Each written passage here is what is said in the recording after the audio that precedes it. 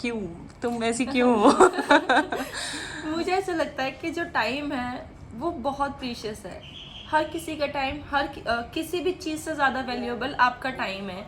आप उसको ऐसी चीज़ में इन्वेस्ट कीजिए जिससे आपको अच्छा लगता हो, आपको आपकी सोल को अच्छा लगता हो।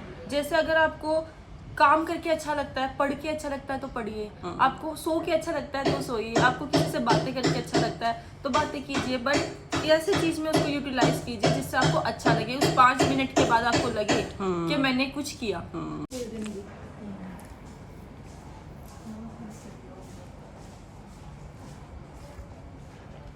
नेक्स्ट टाइम आई मीन दोबारा से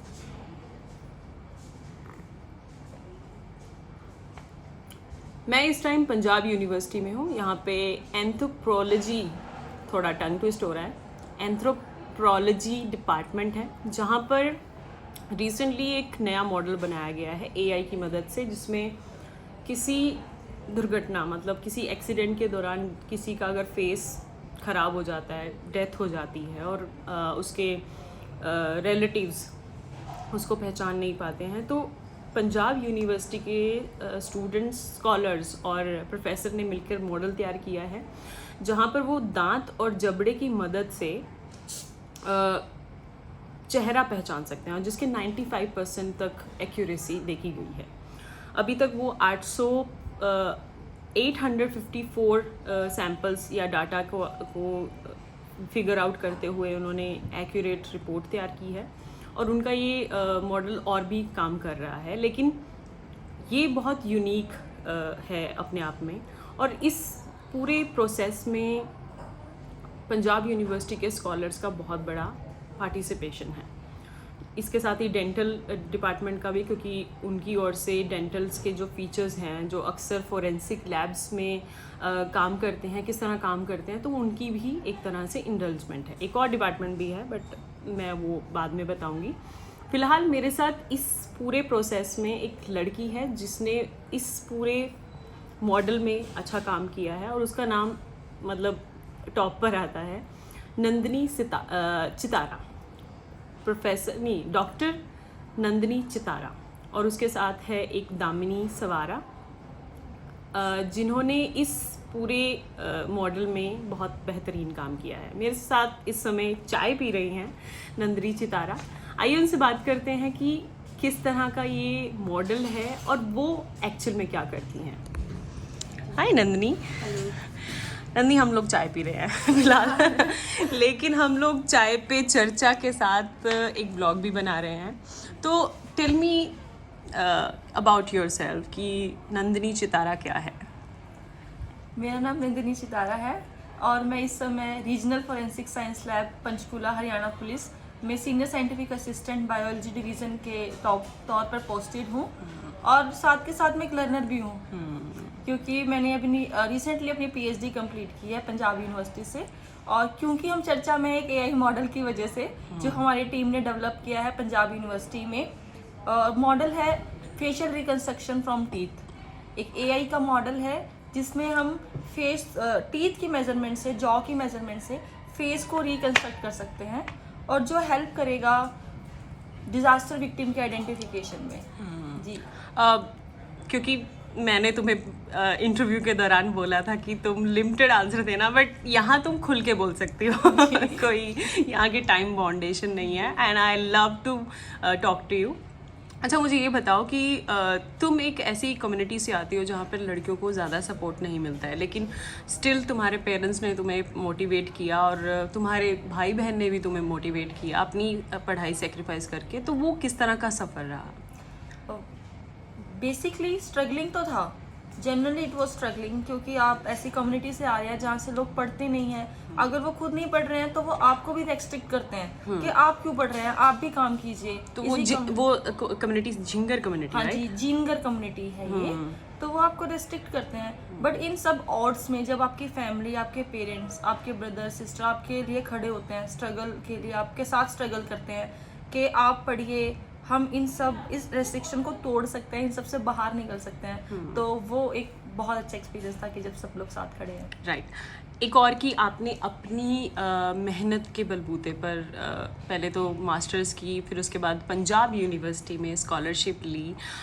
वो टाइम कैसा रहा, किस तरह आप तैयारी करती थी और किस तरह आप पढ़ाई करती थी? क्योंकि मैंने सुना है कि आपने बहुत कम टाइम में अपनी पीएचडी क्लियर कर दी, तो ये कैसे पॉसिबल हुआ?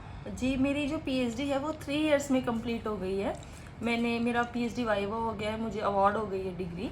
तो इसका जो सफ़र था, मैं सुबह 9 से 5 बजे तक तो डिपार्टमेंट में रिसर्च का काम करती थी। Okay. थोरो डिस्कशंस होते थे गाइड के साथ, को वर्कर, बाकी को रिसर्चर्स के साथ। उसके बाद मैं 1 कप चाय और उसके बाद लाइब्रेरी। जैसे कि अभी तुमने ले रखी जी, है। अभी ले रखी है। ये चाय रिफ्रेश कर देती है मुझे। Okay. बस फिर लाइब्रेरी, रात तक लाइब्रेरी बैठना, 10 साढ़े 10 लाइब्रेरी बैठना, डिनर करना, देन हाफ आवर का ब्रेक, बस फिर बैक टू वर्क। ओके नहीं, अगर मैं एक बात समझना चाहूँगी कि जो यूनिवर्सिटी में स्टूडेंट्स आते हैं, नो डाउट उनको प्रेशर रहता है, लेकिन एक फोकस होता है। वो मतलब तुम्हें ऐसी क्या तुम्हारा की पॉइंट था कि तुम बड़ी फोकस थी यूनिवर्सिटी में अपनी क्लासेस लगाने के बाद, सेल्फ स्टडी के बाद तुमने गवर्नमेंट जॉब भी क्रैक की है, तो वो कैसा प्रोसेस था?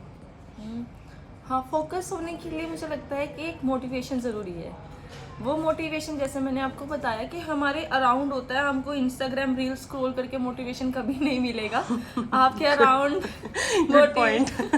आपके अराउंड मोटिवेशन होता है, आपके अंदर मोटिवेशन होता है। और मेरे लिए मेरी फैमिली जो है, उनकी कंडीशंस, हमारी कम्युनिटी, वो एक बहुत बड़ा मोटिवेशन थी कि हम कैसे अपने आप को प्रूव कर सकते हैं कि हम भी एग्जिस्ट करते हैं। आप इस कम्युनिटी की तरफ ध्यान दीजिए और अपनी बेटियों को आगे पढ़ाइए। राइट।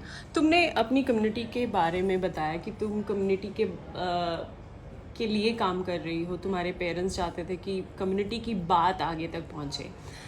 उसके बाद तुमने अपने पीएचडी का टॉपिक भी कम्युनिटी पर लिया, झिंगर कम्युनिटी पे। तो वो उस जो टॉपिक है वो पीएचडी में, तो तुम क्या साबित किया? तो क्या ऐसे पेपर्स हैं तो जो तुमने सबमिट किए हैं?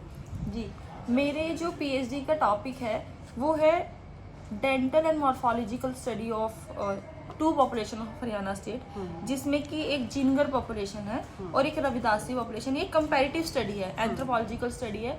और इस रिसर्च में हमने ये पाया कि जो जिनगर पॉपुलेशन है, उनके डेंटल फीचर्स, उनके फेशियल फीचर्स जो हैं, that is totally different from the other populations of Haryana state as well and other population of India। क्योंकि हम जब डिस्कशन करते हैं तो हम कंपेयर करते हैं बाकी सब पॉपुलेशन से। तो एक ये एस्टेब्लिश हो गया कि जिनगर पॉपुलेशन साइंटिफिकली भी, एक एंथ्रोपोलॉजिकली भी एक सेपरेट पॉपुलेशन है, एक एंडोगैमस पॉपुलेशन है। एंडोगैमस पॉपुलेशन, हम इसको ऐसी पॉपुलेशन को बोलते हैं जो कि अपनी ही पॉपुलेशन में, अपनी कम्युनिटी में मैरिज करते हैं, कहीं दूसरी कम्युनिटी में मैरिज नहीं करते हैं। तो Jingars are the population, endogamous population, जिसकी वजह से उनके जो करेक्टर्स हैं वो प्योर करेक्टर्स हैं, वो उसी पॉपुलेशन लाइन में रहते हैं। ओके, काफ़ी इंटरेस्टिंग पॉइंट है। बट ओके, अब जब बात हो गई है कि तुमने पीएचडी कर ली है और अब तुम एक जॉब कर रही हो, सीरियस टाइप की जॉब, जो सीआईडी टाइप की थोड़ा सा लोग रिलेट करेंगे उसको, कि तुम ऐसे डिपार्टमेंट में काम करती हो जहाँ पे सीरियस केसेस पे काम होता है। तो तुम थोड़े वर्किंग बताओ कि कैसे काम करती हो? जी, मैं क्योंकि हरियाणा के फोरेंसिक लैब में काम करती हूँ, तो वहाँ बहुत फोकस्ड और बहुत एक्सपीरियंस साइंटिस्ट जो है वो वर्क करते हैं।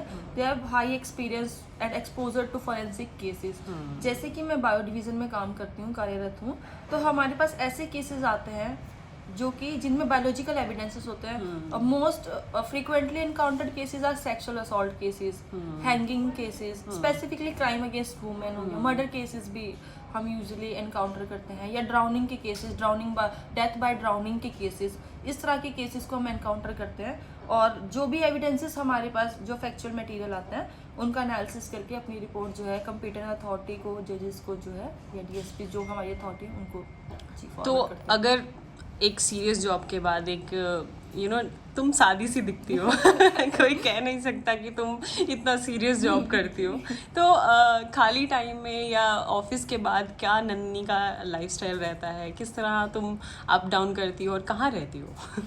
जी, मैं एक्चुअली सेक्टर 31 पंचकूला में रहती हूँ। हाँ। जो कि फोरेंसिक साइंस लैब पंचकूला की है, उससे 3 to 4 किलोमीटर का डिस्टेंस है। तो मैं इजीली, अगर कोई भी केस हो, तो मैं अप्रोचेबल डिस्टेंस पे रहती हूँ कि मैं लैब जल्दी पहुँच पाऊँ अपनी अपने काम के लिए। और आफ्टर वर्क जो मेरा रिफ्रेशमेंट है, एक चाय। पहले तो एक चाय पीनी, उसके बाद अपने मम्मी से बहुत लंबी बातें करनी, पूरे दिन का डिस्कशन करना कि आज मैंने क्या खाया, क्या बनाया, शाम को क्या बनाऊंगी, और ब्रदर सिस्टर क्या कर रहे हैं, आज उन्होंने कोई एग्जाम फील किया कि नहीं किया। ये सब डिस्कशन अपनी मदर के साथ चलती हैं। बस फिर उसके बाद थोड़ा सा बुक रीडिंग करना, क्योंकि मुझे बुक रीडिंग करना अच्छा लगता है। 1-2 बुक्स मैंने अभी कंटिन्यू की हुई हैं। बुक रीडिंग करती हूँ, उसके बाद अपने एग्जाम की फर्दर तैयारी करती हूँ कि आगे बढ़ना है। ओके, तुमने अभी बताया कि तुम फर्दर स्टडी कर रही हो, क्या मतलब अब क्या बनना है? एक ऐसे होता है ना कि वर्दी होनी चाहिए, तो बस वो वर्दी वाला जज्बा या वो ड्रीम मेरे पेरेंट्स का, स्पेसिफिकली मेरे फादर का जो है, I want to be an IPS officer. तो मैं उसी डायरेक्शन में अपनी प्रिपरेशंस को फर्दर कंटिन्यू कर रही हूँ। Okay, I love that. Okay, अगर तुम IPS ऑफिसर बन जाती हो, please remember that vlog, so that मैं अगर तुमसे नेक्स्ट टाइम मिलूं तो तुम्हारे बॉडी पे यूनिफॉर्म हो और तुम एक बड़े से ऑफिस में बैठी हुई हो, right? So I wish for you कि तुम जल्दी ही इस सपने को पूरा करो और हम लोग दोबारा मिलें। बट अभी राइट नाउ, क्योंकि अभी हम प्रेजेंट में हैं, तो हम थोड़ा प्रेजेंट को देख लेते हैं कि अगर तुम अपनी जैसी लड़कियों को एक एक वो बात कहना चाहो जो तुमने अभी तक नहीं कही, तुम्हें कभी मौका नहीं मिला कि मेरे जैसी लड़की को ये सब वर्ड्स सुनने चाहिए और वो डिज़र्व करती है कि उसको इस तरह का गाइडेंस मिले, तो वो क्या मैसेज होगा? मुझे लगता है to all the girls who want to fly, who want to achieve their dreams, I want to say कि you have wings, invisible wings. वो तभी दिखेंगे जब आप उड़ेंगी। उड़ेंगी कैसे? जब आप एजुकेट होंगी, आगे बढ़ेंगी। जितनी रेस्ट्रिक्शंस आपके ऊपर हैं, या अगर आपको किसी चीज़ के लिए रोका जा रहा है, आप चैलेंजेस को अपॉर्चुनिटीज़ में कन्वर्ट कीजिए। वो अपॉर्चुनिटीज़ हैं, वही आपकी मोटिवेशन है। अगर आपको कुछ बोलता है, अब रेस्ट्रिक्शंस है, तो वो आपकी मोटिवेशन है कि आपको इन लोगों को बताना है कि I can do this. Okay, अगर एक तुम्हारी एक लाइफ की ऐसी कोई एक एग्जाम्पल जहाँ तुम्हें लगा हो कि आई कैन डू बेटर, तो वो कोई होगा, इंसिडेंट याद होगा तुम्हें कुछ? मुझे लगता है कि मैं एक बार अटेम्प्ट में बैठी थी UPSC के, और मेरा प्री का एग्ज़ाम था जो मुझसे क्लियर नहीं हुआ था। आई वर्कड अलॉट, जैसे मैंने बताया, मैं लाइब्रेरीज में बैठती थी जाके। जब एग्ज़ाम दिया तो मुझे एग्ज़ाम दे के बुरा लगा। जब रिज़ल्ट आया कि नहीं हुआ क्लियर, तो ऐसा लगता है कि शायद नहीं होगा, हमसे नहीं हो पाएगा, शायद मुझे कोचिंग या ऐसे एक्सपेंसिव कोचिंग की ज़रूरत है, उनके बिना नहीं होगा। बट आफ्टर थोड़ा रिलैक्स किया, बातचीत की फैमिली से, फिर मुझे ये रियलाइज़ हुआ कि शायद मेरी मेहनत में कमी थी और मैं कुछ बेहतर कर सकती थी, इसमें ये चीज़ें ऐड ऑन कर सकती थी। अगर मैं बेहतर करती तो मेरा सिलेक्शन ज़रूर होना था। तो वो मुझे एक पॉइंट था कि आई कैन डू बेटर, कि फिर वही उसी को लेके मैं आगे बढ़ रही हूँ कि आई कैन डू बेटर, और नेक्स्ट टाइम जब मैं एग्जाम में बैठूंगी तो I will definitely clear that. Okay, तुम्हारी चाय ठंडी हो रही है विच यू ऑलवेज लाइक, तो you can have that between our vlog. Okay, so थोड़ा सा अपना थोड़ा लाइटनम करते हैं, अभी थोड़ा सीरियस हो गया। तो अभी यूनिवर्सिटी में तुम हो, क्योंकि तुम फुल टाइम वर्किंग हो, और आई थिंक आज गवर्नमेंट छुट्टी है, राइट। तो तुम यूनिवर्सिटी में क्या कर रही हो? मैं ये भी, क्योंकि तुम्हारे पीछे एक और स्कॉलर बैठी है, तुम्हारी पार्टनर। तो राइट, जब भी मुझे कोई गवर्नमेंट ऐसी छुट्टी मिलती है, या सैटरडे संडे हमारे वीकेंड्स जो होते हैं वो ऑफ होते हैं, तो I came here for more research, for the more projects, कि हम कैसे आगे काम कर सकते हैं, to discussions with supervisor and with co researcher, हम कैसे काम कर सकते हैं। एंड मोर ओवर डिस्कशन, ये जो लैब है यहाँ पे हम सिर्फ डिस्कशन नहीं करते हैं, हम फ्रेशन अप भी करते हैं अपने मूड को, जैसे चाय, लंच। हाँ, आई कैन सी दैट काफी कुछ चीजें हैं यहाँ पे लाइटन अप करने के लिए। छोटा मोटा थोड़ा सा यूनिवर्सिटी ट्रिप हो जाता है, Right. तो वो पूरे वीक की स्ट्रेस को रिलीव कर देता है। राइट राइट, एग्जैक्टली, मतलब ये तो चाहिए होता है हर पर्सन Right. को। बट मैं तुम में ना एक खास बात अभी व्लॉग बनाते हुए देख रही हूँ कि तुम टाइम बिल्कुल वेस्ट नहीं करती हो, you very specific about your time कि ओके अगर 5-10 मिनट भी हैं या आधा घंटा भी है या आधा दिन भी है तो उसको एक यूजफुल थिंग्स के साथ यूज़ किया जाए। तो व्हाट इज़ द मोटिव, मतलब ये क्यों, तुम ऐसी क्यों हो? मुझे ऐसा लगता है कि जो टाइम है वो बहुत प्रीशियस है। हर किसी का टाइम, किसी भी चीज़ से ज़्यादा वैल्यूएबल आपका टाइम है। आप उसको ऐसी चीज़ में इन्वेस्ट कीजिए जिससे आपको अच्छा लगता हो, आपको आपकी सोल को अच्छा लगता हो। जैसे अगर आपको काम करके अच्छा लगता है, पढ़ के अच्छा लगता है तो पढ़िए, आपको सो के अच्छा लगता है तो सोइए, आपको किसी से बातें करके अच्छा लगता है तो बातें कीजिए, बट ऐसी चीज़ में उसको यूटिलाइज कीजिए जिससे आपको अच्छा लगे। उस 5 मिनट के बाद आपको लगे कि मैंने कुछ किया, आपको ऐसा ना लगे यार 5 मिनट मैंने क्या किया। तो जो अच्छा लगता है वो करे, तो दैट मीन तुमको फ्री टाइम नहीं रहना, मतलब तुम्हें अपना ऐसा कुछ इम्पोर्टेंट काम करना है जो फोरेंसिक से रिलेटेड हो, तुम्हें पढ़ने का मौका मिलता रहे, तो तुम वो करती हो। राइट, काफ़ी इंटरेस्टिंग है। ओके, ये थी मेरे साथ नंदिनी। ओके, मैं थोड़ा सा उसको भी फीचर ले लेती हूँ। ये थी मेरे साथ नंदिनी चितारा, जो बहुत यूनिक नेम है, मैंने पहली बार सुना है। और नंदिनी अपना टाइम वेस्ट नहीं करती है। नंदिनी एक फुल टाइम वर्कर है, आई मीन हरियाणा पुलिस के साथ बहुत सीरियस काम करती है, CID टाइप का। और तीसरा कि वो यूनिवर्सिटी आती है अपने और स्कॉलर्स के साथ टाइम स्पेंड करती है, उनके मॉडल में हेल्प करती है। और जो उन्होंने अभी रिसेंटली फेशियल रिकॉग्निशन मॉडल बनाया है वो काफ़ी हेल्पफुल है, क्योंकि हाल ही में जो अहमदाबाद का इंसिडेंट हुआ था वहाँ पर काफ़ी ऐसी बॉडीज़ थी जिनको पहचानना मुश्किल था। काफ़ी दिन लग गए परिवारों को अपने परिवार मेंबर को ढूंढने के लिए। तो ये जो मॉडल है उस तरह के केसेस के लिए काफ़ी काम करता है। AI की मदद से ये मॉडल तैयार किया गया है और फेस रिकॉग्निशन मतलब 95% तक एक्यूरेसी दिखाता है। तो इसमें डॉक्टर नंदिनी का भी बहुत बड़ा पार्ट है, जो यहाँ पे और भी स्कॉलर्स हैं, 5 से 6 लड़कियाँ हैं, सभी बहुत एक्टिवली काम कर रही हैं इस मॉडल पे। और इनके साथ ही प्रोफेसर केवल किशन, जिनकी गाइडेंस में ये सब स्कॉलर्स काम करते हैं, विच इज़ वेरी ग्रेट, क्योंकि ये मॉडल हमारी फोरेंसिक डिपार्टमेंट को काफ़ी आगे पुश करता है, काफ़ी उनकी फैसिलिटीज़ को और बढ़ाता है। सो ये मेरे साथ नंदिनी का एक चाय पर चर्चा था। But I was very thrilled to talk, क्योंकि ये मुझे नहीं पता था इतनी स्वीट टॉकर है ये। हम लोग पहली बार